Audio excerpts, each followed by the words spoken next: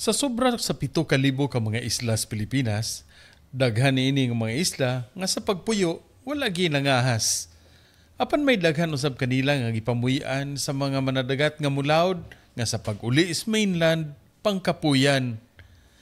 Kini nga mga isla tataw nga sa serbisyo sa gobyerno sa ilang kalayo pero may gid silang madiskuido. Lisod ng ilang kahimtang punaan pa sa epekto sa nagkausab nga panahon.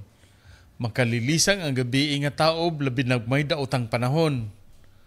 Alang sa mga taga-isla nga ipit ning sitwasyon na, aduna sila'y kabasihan sa ilang mga desisyon. Kini ang tuyo sa barangayan sa Bagong Pilipinas.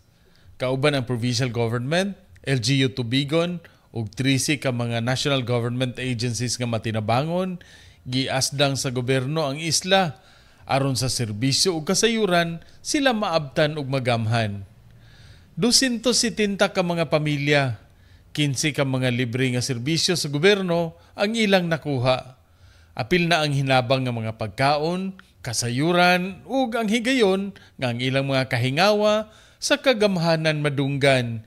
Gikan diri sa Batasan Island sa Tubigon alang sa barangayan sa Bagong Pilipinas, alang sa MBCV, Ray Anthony Chu, PIA Bohol.